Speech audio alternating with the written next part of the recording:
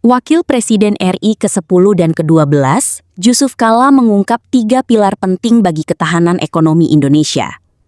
Pernyataan itu disampaikan JK dalam rangkaian Pra-Rakerkonas Apindo ke-31 di Hotel Claro Makassar. Menurut JK, ada 3 komponen utama yang menopang kemajuan dan kemakmuran sebuah negara. Pertama adalah pemerintah. Pemerintah berperan menciptakan tata kelola yang adil dan tertib, termasuk membangun infrastruktur serta pelayanan publik yang terstruktur hingga ke tingkat bawah. Pilar kedua adalah dunia usaha.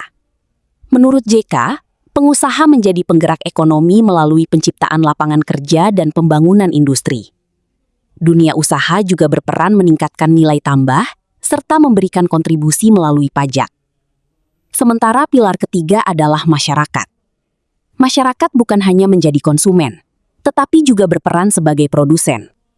Karena itu, pertumbuhan usaha masyarakat dinilai dapat meningkatkan daya beli, sekaligus memperkuat ekonomi nasional.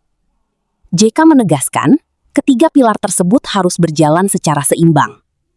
Ia juga mengingatkan bahwa sistem ekonomi dunia terus berubah mengikuti perkembangan zaman. Saat ini, dunia dinilai mulai memasuki era deglobalisasi. Peran negara kembali menguat, sementara arus globalisasi menghadapi berbagai tantangan. JK mencontohkan kebijakan America First yang diterapkan Amerika Serikat. Menurutnya, kebijakan tersebut menunjukkan semakin kuatnya kepentingan nasional dalam menentukan arah ekonomi. Indonesia pun menghadapi tantangan dari kondisi global maupun domestik. Konflik di Timur Tengah dan Ukraina berdampak pada harga minyak, biaya produksi, hingga ekspor. Di saat yang sama, persaingan ekonomi global semakin ketat, terutama dengan China.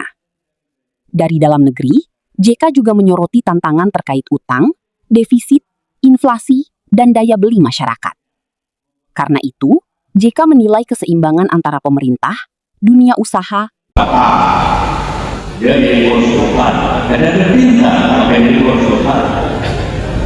Yang B, karena agak kurang pintar, maka dia jadi manajer.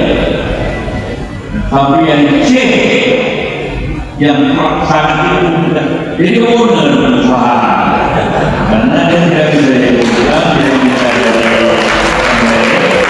jadi perusahaan yang semangat. Makanya pemilik yang mempekerjakan A dan B. Itu terjadi tapi semangat itu, tapi semangat yang inovatif.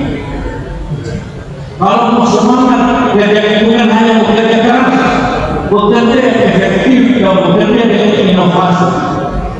Kalau bekerja keras itu menjadikan orang kaya, maka orang petani lah yang menjadi kaya.